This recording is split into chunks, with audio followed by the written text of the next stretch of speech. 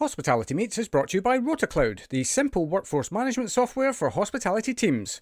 RotaCloud lets you create and share rotas, record attendance, and manage your team's annual leave, all in less time than it takes to make a brew. It can also make life easier for your staff, allowing them to check their rotas, request holiday, and even pick up extra shifts, all through the RotaCloud mobile app. Start your 30-day free trial today by visiting rotacloud.com/Phil and find out how much easier managing your team can be. Welcome to Hospitality Meets with me, Phil Street, where each week we take a light-hearted look into the stories and individuals that make up the wonderful world of hospitality. Today's guest is Jacu Strauss, Creative Director at Lore Group and founder of Lore Studio. Coming up on today's show, Jacu gives his opinion on the show. It's an astonishing thing. Phil describes a dream scenario. This is like we're now in the middle of a Hans Zimmer documentary. And Jacu tells us the secret to design success. It's about being a bit of a crazy scientist. You have to mix a few things together and see. All that and so much more as we chat through Jacu's awesome journey so far. This chat just blew me away as Jacu gave us a peek behind the curtain into the world of hotel design. And there's more than a few golden nuggets throughout. So please don't forget to hit that subscribe button and give us a like and a share wherever you can. Enjoy. And a massive Hospitality Meets welcome to Jacu Strauss. Hi, thank you so much for having me. You're very, very welcome. How are you? I'm excellent, thank you. Yeah, I'm very excited about having this chat with you. Bless you. Somebody has to be, don't they? I've had so many of these now. Everybody says that. I never know if they really mean it, but No, I really mean it. I love doing this. That's really cool.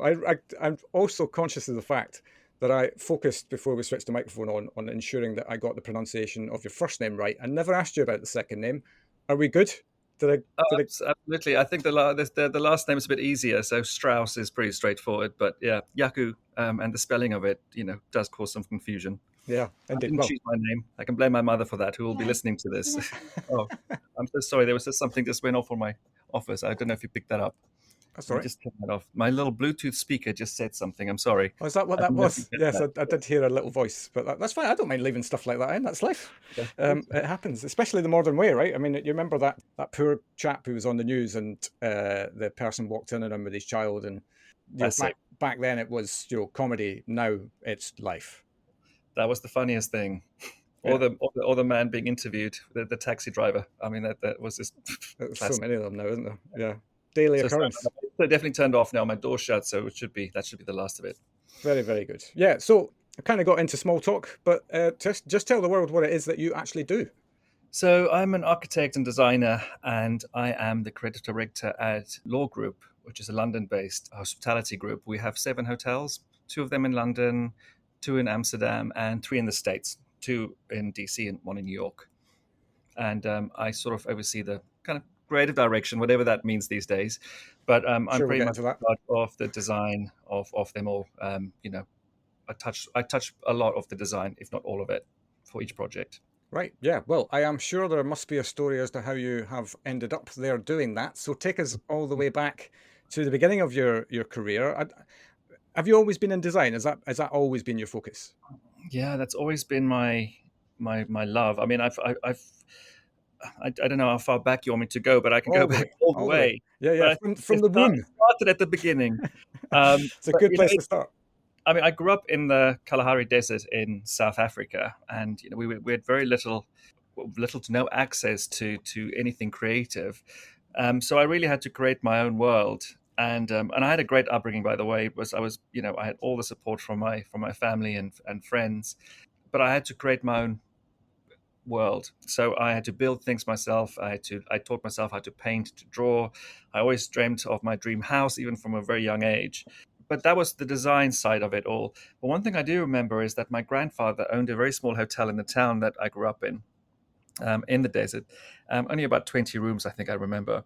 And my mum was the general manager there, and she spent a lot of time there. And we spent a lot of Christmases there because that's the busiest time of the year. So I was always surrounded by all of these events and activities, even in a very small hotel there. That's very different from the hotels I design now. But I think that's where it all kind of started. Probably just planted as seeds. Sometimes they kind of sprout a little bit later. But I pursued my dreams of becoming an architect. When I left school, I moved to London, and then I moved to New Zealand and started my studies there. And moving forward, at some stage, I wanted to work for someone I really admired, and that was Tom Dixon. And I was lucky enough to get a position with his studio. And the projects I was working on and sort of was in charge of just grew and grew and grew until we were asked to pitch for a hotel project in London. And neither Tom nor I had done a hotel before, and my colleagues there at the time. But we won this pitch just based on especially Tom's approach to design and his storytelling techniques. And that hotel is Sea Containers, which is one of our hotels now. So we really learned a lot. It was baptism by fire, but it was an amazing journey. And on the back of that, I was then offered a role in-house to design another hotel for the company that I work for now in Amsterdam called the Pulitzer. And I guess the rest is history. That just was sort of the start of a new journey in hospitality. So I kind of landed there. I wouldn't say accidentally, but it was a very different route to what I imagined my life would take when I started studying architecture. But I'd say this to a lot of people that I wouldn't change a thing. Now I'm Mm. very, very lucky.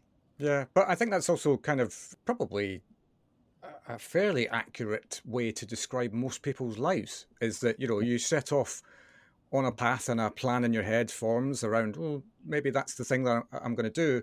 And across, on that journey, you discover some opportunities that you perhaps hadn't thought about.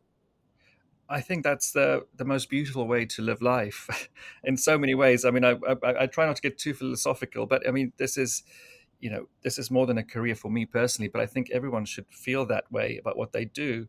And sometimes the mysteries of your journey is what really makes it intriguing and special.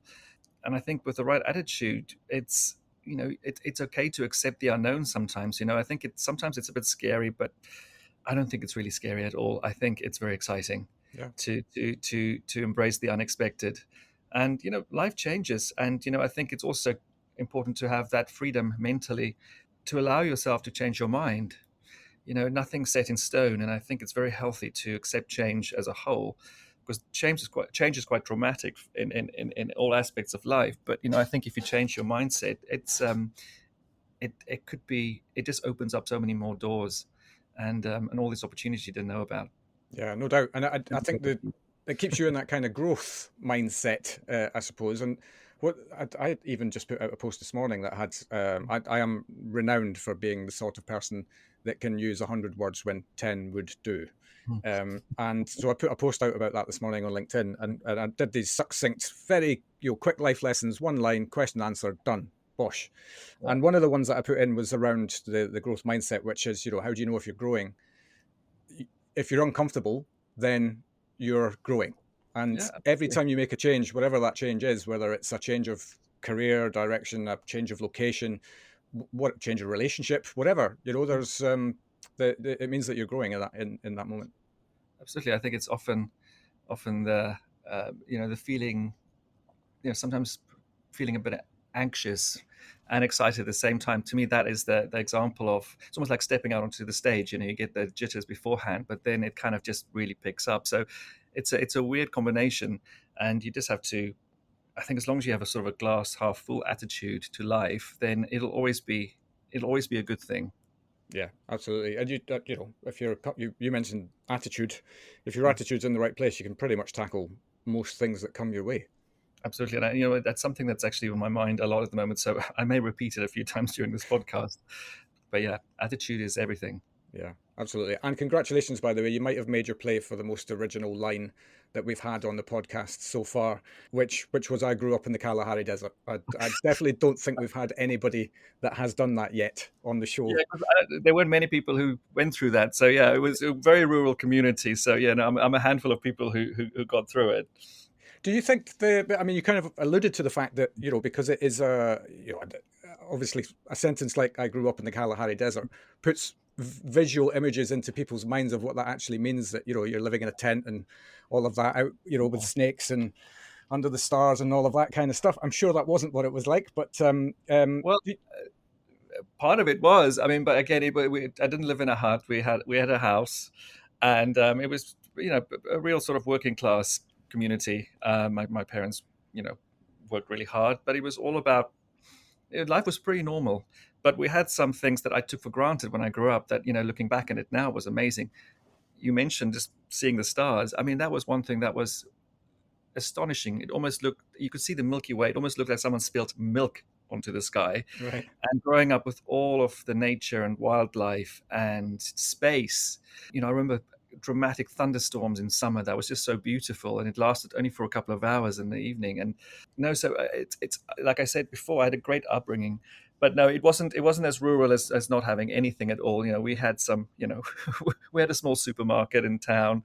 I mean, things were limited, but we had access to things. But the thing that I didn't really have there was access to, I didn't have, there was not really anything artistic at school. It was all the basics only. And that's what I mentioned before, that, I really had to learn how to do that. But my mother especially was very encouraging. And, she would sometimes drive me for hours to get to the nearest big city to do something, have a course in something. So no, we were very, very proactive. But yeah, it was, looking back at it now, it's not your average upbringing in all aspects. But it probably, I'm just, I don't know a thing about this stuff, but I'm just going to say it anyway. It probably sparked and ignited that creativity. Maybe, I don't know. Maybe that wasn't your path if you were going to be brought up somewhere else. Who knows? I mean, to be honest with you, talking about my name, I was supposed to become a doctor and follow in my grandfather's footsteps. That's where I got my name from. But that was never going to happen, even though it took just as long to study to become an architect as it does to become a doctor. And you know what? He was thrilled when I finally told him. He was so happy because he was really into design. So it was kind of interesting how to get those combinations. But I do think that, going back to your point, really was sometimes having to create your own world. You really go on instinct. And that was just my natural instinct to create and make things. And it gave me immense pleasure. And it also gave me real joy to see people embrace it and get, really engage with something. And there were some things as well that just, I don't think we talk about it often enough, but I think creativity is in everything. Everyone has creativity within themselves. But we're all affected by our surroundings and by our environment, even though some people may ignore that or refuse to acknowledge it. But we're all affected by the world we live in. And for me, it's always about just making, this sounds so cheesy, but it's really important because I think it's a word that we kind of dodge these days. I just wanted to make things more beautiful. I really embraced what makes our world so beautiful and what part we play in that. And it's again, it's a sort of typical lines, but it's really not just about the end product, it's about the journey. And so yeah, a beautiful world, that's always been on my mind. I always wanted to make things better and more Yeah. beautiful. And you've come to the right place for cheese and cliche. By the way, this is maybe should be on a marketing tagline or just my own. I don't know, but Yeah, but cliches sometimes, they're very true. We often don't like to admit that, but they come from a good place. totally, they're little golden nuggets of wisdom, aren't they? Really, in the end, despite the fact that they've got this, quite a cliched name, I suppose. Anyway, we're going down a rabbit hole here, aren't we? We'll embrace it today, that's for sure. So set off on the world of architecture, which is not, I suppose, laterally what you've ended up doing and finding a passion for. So how did that really kind of come about? How did it manifest itself in your life that you all of a sudden, having started off on this architecture path, something else presented itself to you that maybe opened your eyes to something else? Well, so architecture is done in three parts. So I finished my part 2 at the Bartlett at UCL in London and graduated from that in 2008. And I don't know if many people remember what happened in 2008. There was a massive economic crash, and it was a big eye opener for myself and a lot of my peers at the time, because we went to a really good university. There were no question about finding work after that, because you have to work between that and your when you do your final part in architecture, about 24 months.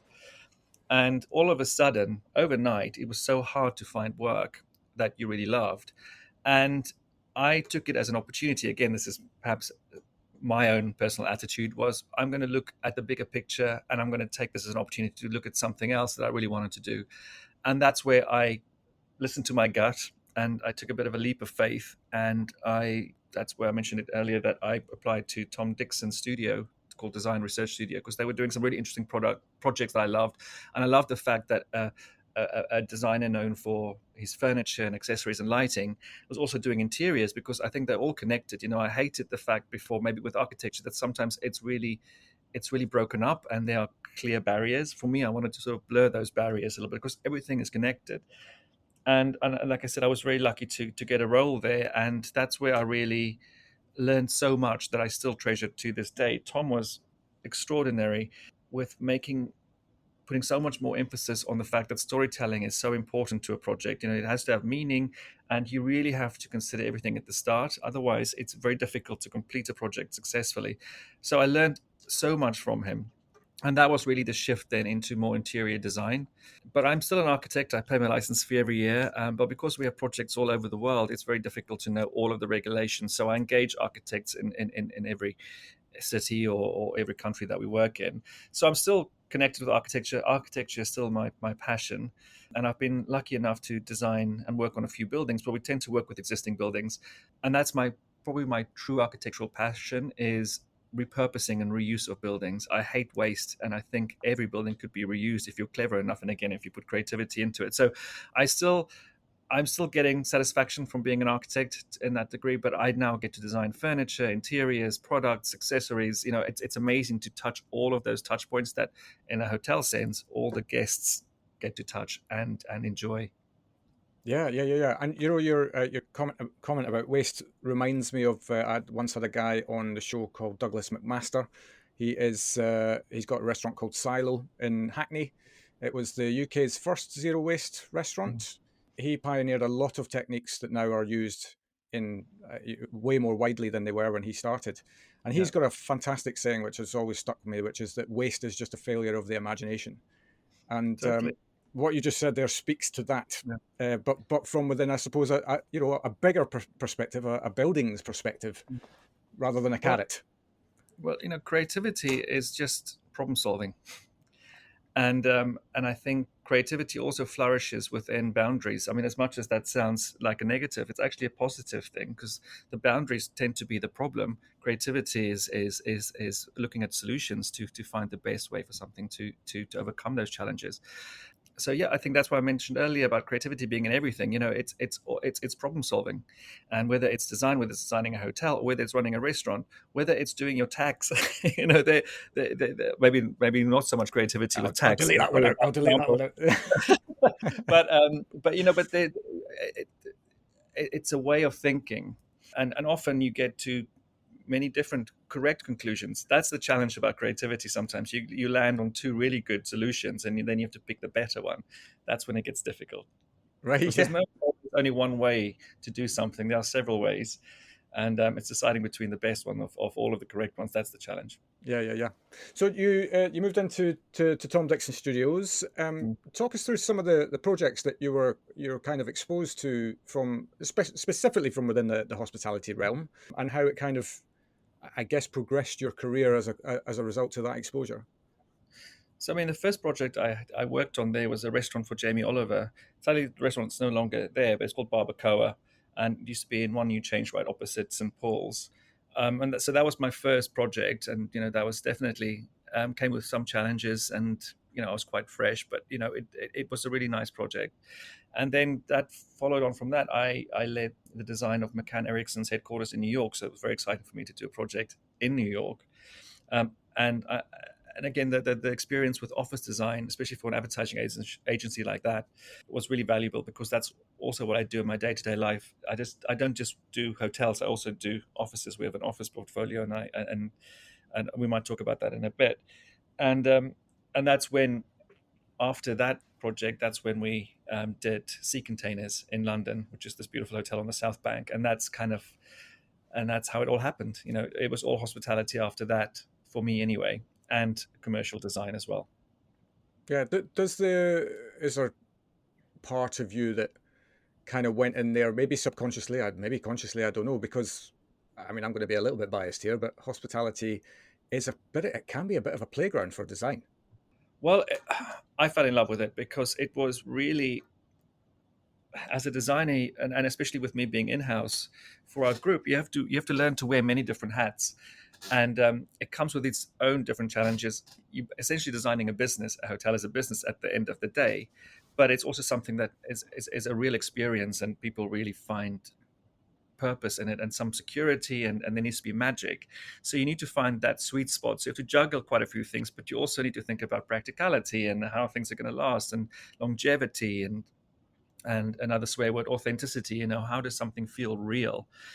Because you can't fool people in a hotel, that's for sure. Whereas if you design someone's home, it's a different journey, because you really have to get to know them and understand their needs and what they want to achieve.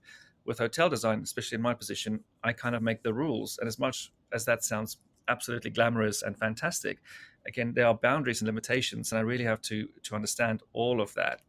Yeah, so there will always be, limitations, but I think I like to work within that because I like to understand how the machine works. There are so many moving parts.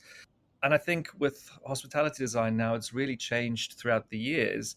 And I think all of the cities that we are in anyway have so much more diversity now when it comes to hotel products, that I feel, from a design perspective, it gives you so much more creative license to do what you think is right, and go with it. Because if my hotel, I accept the fact that my hotels and my design may not be for everyone, but that's okay, because you can't please everyone. But there will be a hotel down the road that is equally as amazing, that might be more suitable for someone. Of course, I want everyone to love my hotel. I mean, I'm not going to lie to you. I mean, Of I course. do like to be liked, but hospitality design has a bigger degree of creative freedom at the moment, more than it ever had, I think, before. Because before, I think hotels tried to look the same, and now there's a real drive for hotels to be unique and really focus on how guests experience it and how it feels special. And I think something really important for me is that it's very contextual. So if you look at my 7 hotels, they're all very different, but they're all really suitable and appropriate for the building that they're in and the neighborhood that they're in. So I start from scratch every time. And to me, that's also part of the fun of a hospitality design strategy, is that you kind of have to start from scratch every time. Yeah. Um, I don't necessarily bring a style to my work. I tailor the style for each project or hotel, whatever that may be. This is like we're now in the middle of a Hans Zimmer documentary. Of course, I wasn't going to be able to get through this without talking about Hans Zimmer, because we did talk about this when we I did our remember. warm-up chat as well. I have made a note of that, so don't worry, that's coming up. But I Good. know that from a creative process perspective, all joking aside, I know that he's probably regarded as, certainly top 1% of what he does for a living. Um, Yeah. and he always talks about exactly what you just said there around the creative process, is that he might have just won an Oscar for a score that he's just done there. But Yeah. when he comes on to that next project, we start again. He is Hans Zimmer, the apprentice in that Yeah. moment, because it's about understanding the story that's being told. And I would imagine it's very similar here, is what story do you want to tell within the building itself. And then I can imagine I'm quite a reasonably creative person myself. That I think that would ignite even me, like to the point where I go, okay, so now we've got to figure out the story we want to tell, but we've also got to, I suppose, remain a little bit practical about some things as well, in terms of footfall quantity and how does it integrate with operation, the operation in terms of being able to do all that. So yeah, I talk us through what a blank piece of paper looks like. Well, I mean, I think I mentioned storytelling earlier, but it's experimentation.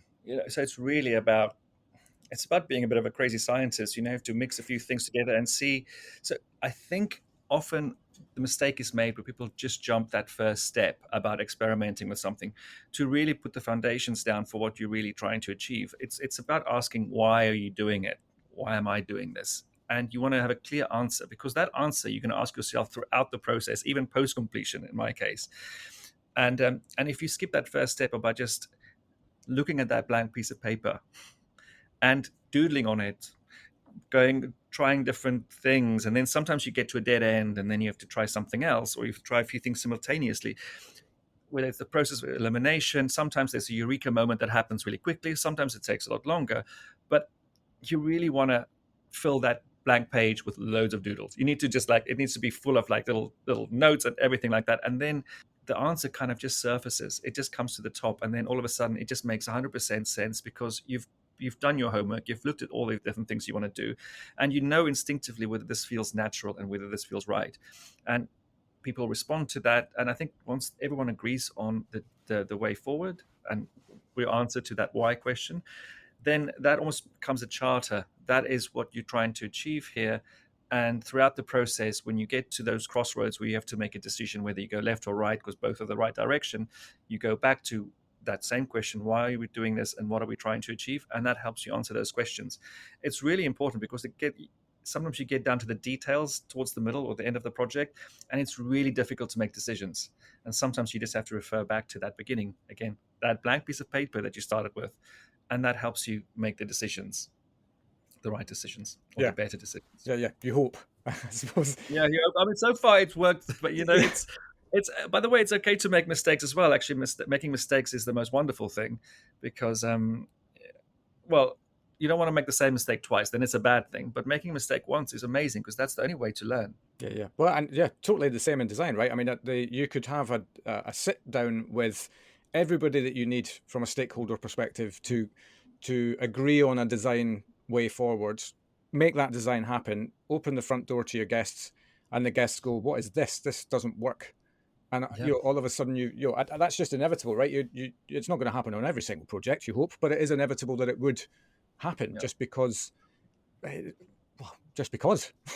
Basically. And that's a very important point. I mean, I'm quite disciplined in myself with when I design for a hotel or any project, but hotels in particular. It's so easy to get caught up in the weeds and in the details, and before you know it, you're kind of working in a bubble. And I make a point of, and my team, we're very strict on this, that we step out of that as much as we can, because we want to make sure we see things from a guest's perspective, and we consider things from a guest's perspective, so that it doesn't. I mean, I take my design very personally. It means it's me. It means a lot to me. But sometimes you have to step out of that bubble just to see it from a different perspective. And again, that's maybe going back to the blank piece of paper as well, and trying all these different avenues. You really have to put yourself into so many different shoes, and again, wear those different hats. So it's a long process, but it's really worthwhile. But ultimately, for hotels, it's about how a guest enjoys it, and how they experience it, and how they find it comfortable or safe. So you really have to sometimes just try and see it from their perspective. Then I think it really helps and it really works. But it's quite tough to do sometimes, because you get so caught up in a lot of the details. There's a lot to juggle. But fundamentally, it's about how a guest enjoys it, not me. Yeah, and I suppose when you get to the nitty-gritty of stuff, and maybe you've got all of these different stakeholders around the table, and 4 have one opinion and 3 have a different opinion, is that you've got to come back to that point. What is actually going to be the best thing for the guest? Absolutely, because otherwise, if design gets so subjective, then it's very difficult, because everyone has an opinion about. Everyone has an opinion about design. Again, that's what I said earlier, but everyone is affected by their surroundings, so design affects everyone. But when people are put on the spot, then everyone will have an opinion, and it's always easy to deflect to a negative opinion rather than a positive one. But that's another story. Yeah, that's a podcast on its own. That subject. But I have to say that's definitely something I learned at architecture school, is how to deal with criticism, because criticism is invaluable. It's so important, but sometimes you have to filter through, whether it's just someone's opinion for the sake of it, or whether it's a really true and fundamental and substantial opinion. So that comes down to me, or to decide what to take and what to leave. I think it's really important to hear what people have to say, but you could be going around in circles. But to your point as well, with having that charter, that I call it, or the constitution almost in a way, that makes it a little less subjective, and it makes it a little bit more objective. And that I think that eases the process of doing a project as well, with decision making. That ultimately, like I said, a hotel is a business. It needs to be durable. Ultimately, it needs to just really work. It gets cleaned a lot, so it does have that practical element, and that helps with making some of those decisions as well. It's half art and half science. So again, you need to find that balance depending on the project. 5-star hospitality means having the right people in the right place at the right time, and that's exactly where RotaCloud can help. RotaCloud is the online platform that makes planning rotas, recording attendance, and managing annual leave easy. Its simple, drag-and-drop interface lets you create and share rotas with your team in minutes, while our built-in budgeting tools mean you'll know exactly how much you're spending on staffing before sending the rota out. RotaCloud also makes life easier for your staff, allowing them to check their rotas, request time off, and pick up extra shifts, all through the RotaCloud mobile app. Start your 30-day free trial today by visiting rotacloud.com/Phil and find out how much easier managing your team can be. Yeah, and I suppose the art and the science are both fluctuating all the time as well, right? In terms of what people want changes, the way that you manage stuff changes, and so on and so forth. You can't put that on a spreadsheet. It's three-dimensional. It's it's in the air. But it's marvelous at the same time. I love it. Yeah, that's not coming across at all. Yeah, let's focus on this word experience, because that's massively important. I think probably anyone that works in hospitality right now would probably agree that experience is the thing that makes a difference in, from one place to the next, in terms of why somebody would come back, why they would go there in the first place. Word of mouth can help, create buzz around a certain experience. So how do you keep that in mind? And I suppose maybe I'm answering my own question by even saying this sentence, but the objective from place to place is going to be different, I would imagine, even though you are, in your case, as an example, the lower group, you are a group of hotels, but within each of those, they're all very, very different, and they all have their own reason for existing. And yeah, so that experience point is I would imagine, it can be make or break. Well, absolutely. But I think, again, the experience is part of that art and science bit at the beginning that you have to evaluate. It's not just about things that you touch, it's about how things make you feel when you come into a hotel. And I think people are much more interested in what they experience. And I think what I'm very conscious of with my own hotels, or our own hotels, I should say, is that we don't want to dictate an experience too much, because then it becomes too forced. And I think the magic of storytelling and creating something that has meaning and it feels really authentic, and that's why our hotels feel so different, by the way, because each of them is really tailored for where they are and how they have to operate so many things, is by not dictating the experience, and not people kind of write their own story. You plant the seeds, you put in a bit of storytelling there that people really respond to, because it feels really truthful, because in our case it really is. But then there's a bit of an open narrative that people can really make it their own. And I think whether that experience for a hotel guest is one night or a week, or whether they're business travelers, or whether they travel with their family, whether they're in a new city for the first time, again, I want to make sure that people can write their own story, and then they somehow can manipulate the story a little bit, and they can add their own bit and take it away. Even people working at our hotels, they're just as important as our guests, is that they also respond to the story, and they can add to it. So that to me is how an experience becomes special. Of course, you have all the practical things as well, with great service, and I can create the interior, but the atmosphere kind of creates itself if you get all of the things correct. And that again is automatically what leads into a great experience. And experience is different for other people, because priorities vary from guest to guest. But there are some fundamentals that will always be on the top 5 priorities for everyone.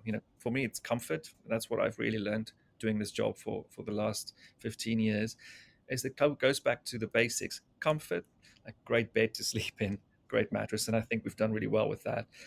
And a great shower. So it's all of these basic things actually that sometimes you forget about, because you get so tangled up in all of the shiny things, that you need to find that balance, that for as an experience you have some practical things that really work. But then there are things you can't put in a spreadsheet. Is how do you feel looking out the window? How do you feel waking up? Are there these little moments that just feel quite special and sometimes completely unnecessary? Our hotel in Amsterdam, the Pulitzer Hotel, which is really such a special property. When we redesigned that hotel, we decided to put in a bicycle repair kit in each desk in each room. And most of the guests there are from out of town, so they're not really going to have to bring their own bicycle. But bicycles, it's just such a big part of that city. And by just having this bicycle repair kit in one's desk, even if you're just staying there for one night, you kind of feel like a local for that night. So, and it's been amazing how many people have written about that. And it's just this little moment that, again, you can't put on a spreadsheet because it's completely unnecessary. And I'm doing in quotation marks, you can't see me do that. But sometimes these are the things that just make an experience so special, because it's curious. It's almost, it's a little bit humorous, but it just makes you feel I think it makes you feel at home as soon as you go into your hotel room, Yeah, and and you're everything is able to explain.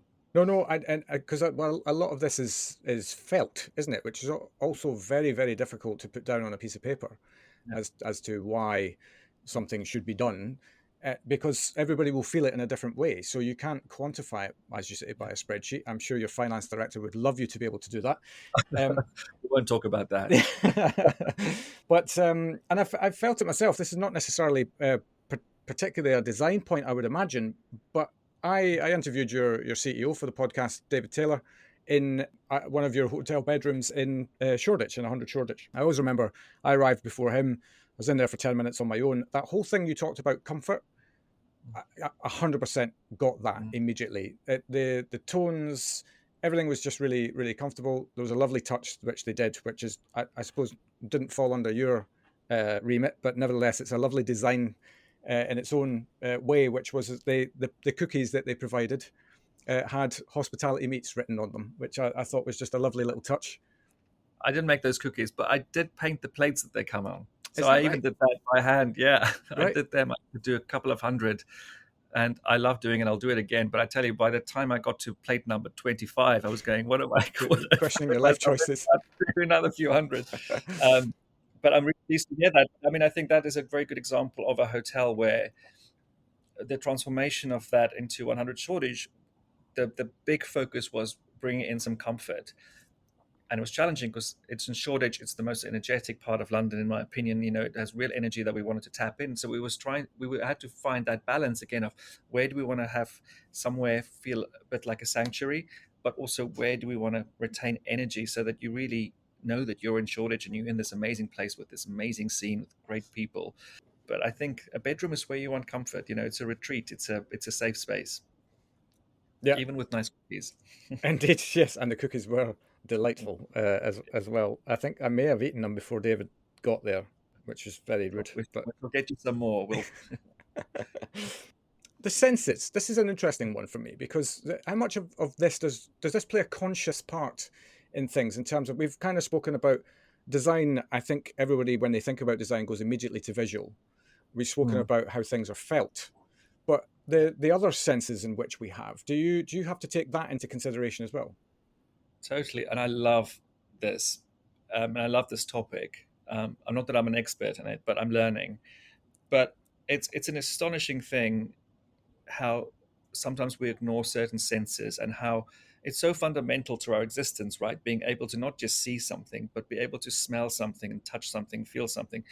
And it's amazing with if you when you see people who may have a disability and they may have lost one of these senses, how another one kind of steps up and almost overcompensates for it. I mean, it's extraordinary. So it's so human of us to experience things, and at the same time, all of our senses. And I think I was in a conversation once with someone, and they asked everyone in the group what they thought was the most important sense for coming into when you walk into a hotel or something to do with hospitality. And it was a bit of a debate, but most people said smell. And you know what? It's something you don't think about that immediately when you start the design process, but that taps into the experience. It taps into how it's a kind of a first impression. It's sometimes even before you walk into a space, right? Especially the most wonderful thing is going to a. I think you can go to the most rural pub and just smelling a fire in winter, immediately that is just it really elevates an experience. It makes you quite excited and happy, and it's a very personal thing as well. Sometimes certain smells remind you of something. So just isolating smell for a moment, that's something that's so critical. And sometimes some things should have no smell. Yeah, So again, how do you find that balance? I personally find um, I love nice smells, but I personally find people who wear way too much perfume so overpowering, and it kind of ruins an experience, especially if you're sitting in a restaurant and you can't really even smell your own food that you're getting. So there's a fine line between it. I think there's always a debate with hotels, especially about how much smell you should have in a lobby. Again, it's different. You have to analyze that, but how things feel is very important. And I think I have a rule in my hotels that nothing I put in there should feel museum like. You should be able to touch everything. We've done these amazing sculptures at Shoreditch, and we did at Hotel Park Ave in New York as well now, we worked with Jan Hensel, and they're just these amazing woodworkers. I mean, that's sort of probably an insulting term for them because they're artists, in my opinion, but they really know their craft, and everything is there. It's so tactile. So seeing people check in at one Hotel Park Ave in New York, they engage with this beautiful wooden sculpture, which is the reception desk. You can touch it, bedding. Even we tend to use wool carpets rather than synthetic carpets because it feels so much nicer underfoot, but it also smells better. It it cleans better. It's a natural product. So again, it's all about these little touch points, and I think that's maybe some things that you may not have noticed when you met with David Taylor at 100 Shoreditch. Is the carpets, they are natural wool, the bedding is particularly good, and the mattresses are really carefully chosen. So we've described it as like a marshmallow, sleeping in a marshmallow. So it's all about how you really feel things. So yeah, all of the senses are really important, but I think you can't really isolate one from another. They interact with one another, and sometimes you need more of one and less of another. Yeah, I did notice the carpet when I was in there. I totally did. I remember thinking to myself, "Wow, this is lush." That was my first impression. That was my first thing. So that first experience that you talk about is alive and well. I also thankfully didn't go anywhere near the bed with David, so I have no idea about that. We actually did joke about that on the podcast. So because he came into the bedroom and put the do not disturb sign on, and I was like, "What are we doing here? What are we doing here?" But yes. But the smell thing, I am 100% on board with you. There is a hotel in London, and I am not going to name it, but I would classify the smell as borderline offensive when I walk through the door. And as a result of that, it's a 5-star hotel. It was the first time I was introduced to the concept that a smell profile might be a thing within certain hotels.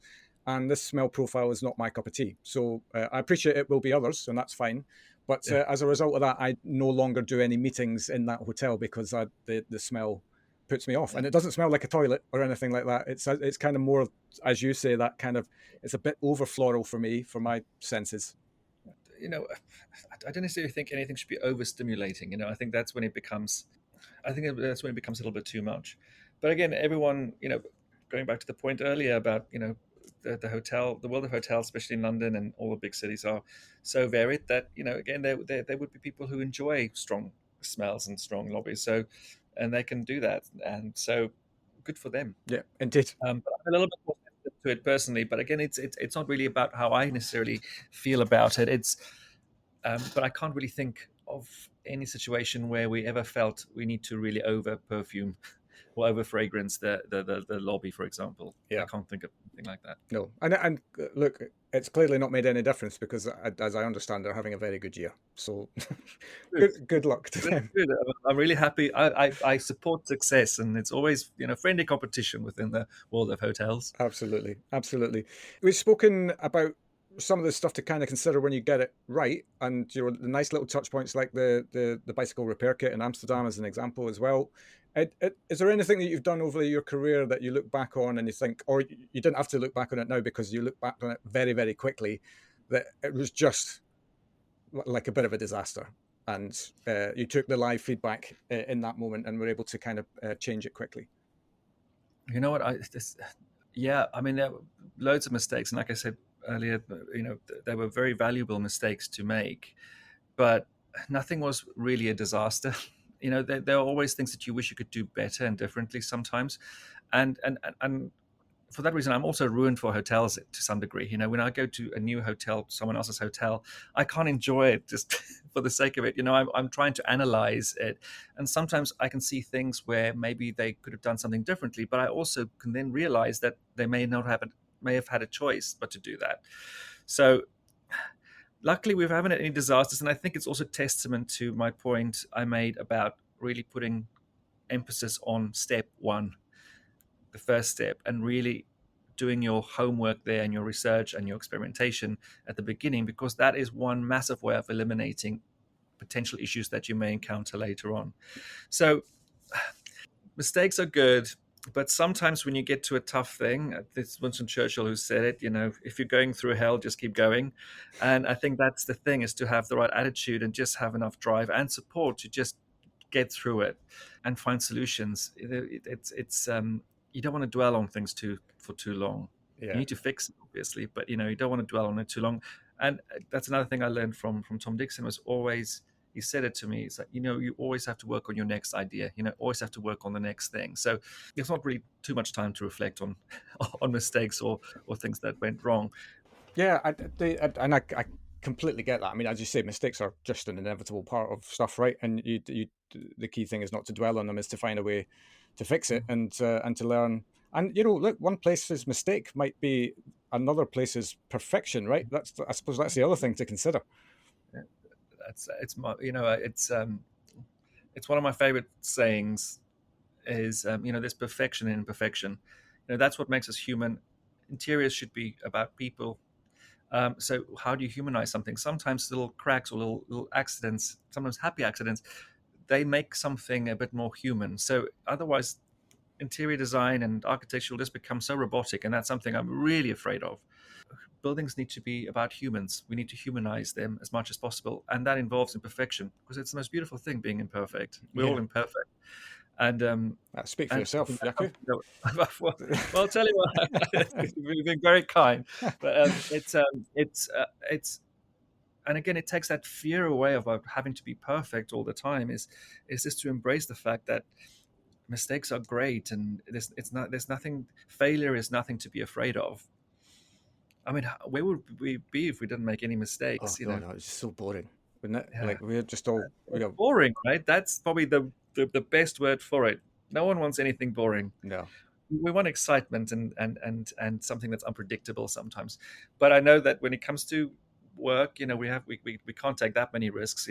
Ultimately we can't make big mistakes. But going back to your point, it's about analyzing risks to some degree, anticipating some of it, but really just if you have a clear idea of what you want to do, you will make the right decisions and you'll avoid really big mistakes.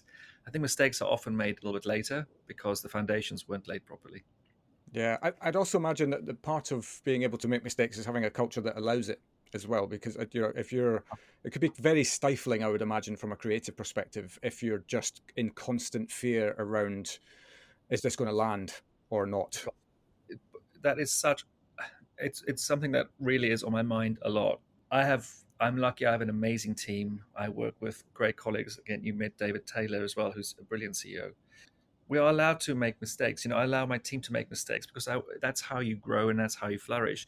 But I've seen situations where people worked in such fear, and you mentioned the word fear earlier, that I describe it like not an octopus, like a jellyfish stinging you.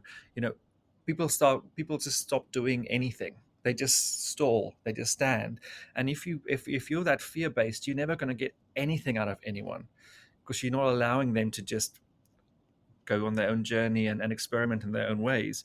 And success for anyone is about surrounding yourself with really good people. And if you, we've talked about attitude as well earlier, and that's coming back now. I told you I was going to mention it again. That's all right. Full circle works. I mean, again, if I talk about my own team, they're all so incredibly skilled, but what makes them incredibly special as individuals is that they all have this amazing attitude. We're a very small team within this group, and we're very hands-on. That's, I even paint plates, like I said to you. Yeah. But and I think that's what is really part of the studio for Law, is it makes it so successful, is the fact that we do have that freedom, and we can experiment and do things, and we can try things that don't work out, but again within a certain range. That is something that's very special to me, because that is really what for me is key to success. But if you are a fear-driven operation, then you don't get the best out of someone. You also don't get the worst out of them, but you almost get nothing. It's just not worth it, because nothing shifts. Yeah, no doubt. A little bit conscious of time, but a question I'd love to ask you, for anybody who's listening this, who has been sparked a little bit by the prospect of pursuing a career within the design world. I mean, you've kind of given us a couple of things to contemplate there already, but I mean, what would be your advice to them in terms of how to get off and running? I get asked this often, and over the years my answers kind of moved a little bit, because again, it's a very fluid world.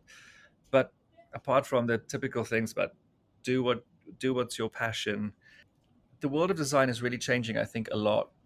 I think there were very clear roles in the past, and maybe that was my thing about getting into architecture. That was a very definitive role.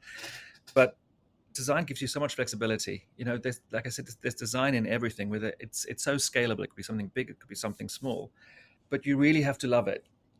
Just like you have to love everything, because you have ups and downs. I think there's always this fantasy that design is just this, and the world of working in design is just this romantic thing about it being easy and fun and beautiful all the time.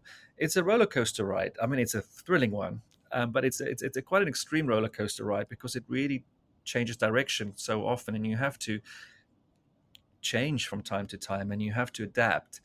And as long as you're willing to do that, then I think anyone could be very successful in it.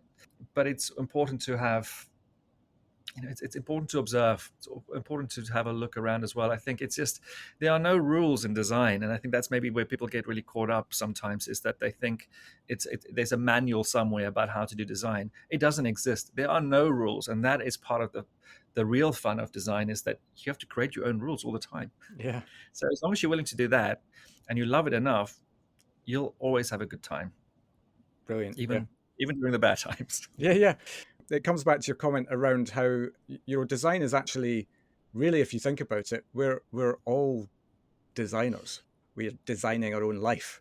And the rules that this is very philosophical, isn't it? The rules that you impose on yourself within that determine how creative and how much of an experience. That's really good, Phil. Wow. I know. I need to write that down as well. But it is. I mean, I think we don't give ourselves enough credit sometimes for what we are capable of doing. But I think everything you've highlighted there for me about the world of design is massively powerful in terms of why somebody would want to come in. Sounds like a really exciting space to be in if you've got a creative brain. And critically, I think you're highlighting as well that that's one thing, but there's no point in being in that if you've not got an environment that allows you to flourish and use that fully to its potential. Yeah, and I think sometimes you find yourself in a situation. I mean, I've had some odd jobs in the past as well where it didn't feel right, and I moved on. Yep. And I think that is the thing. You really have to trust your gut and your instincts, and that's probably one of the big bits of advice that I would give to anyone who would want to move into the world of design, is just listen to your gut. Instincts, they really matter. And if something's not right, you should be okay to call out bad behavior or say that something's not wrong, and you take yourself out of that situation. Yeah. It's very important to listen to your instincts. Yeah, absolutely. Jacu, thank you so much for coming on and sharing your story. Really enjoyed that. I a mountain of things to contemplate and learn from there, I hope, for everybody that's listening. And wish you guys all the very best with the next phase of Lower. Thank you. There's very excited. Sentence in there, isn't there? The next phase of Lower. Lower is usually behind, isn't it? But, yeah, a little bit. Yeah, I think it works. Yeah. We'll go with it. Yeah, absolutely. Excellent. If your marketing team used that, I'll just take 10% of any revenue that comes from it. We'll talk to Hannah. Nice one. Thanks so much, Jacu. Well, thank you so much. Take care. You too. Cheers. Bye. And there we have it. I hope you enjoyed this chat as much as I did. The world of design, not an area we've covered on the show before, so it was just awesome to get some time with Jacu. We will, of course, be back next week with another awesome journey from hospitality, so have yourselves a cracking week, and I'll see you then.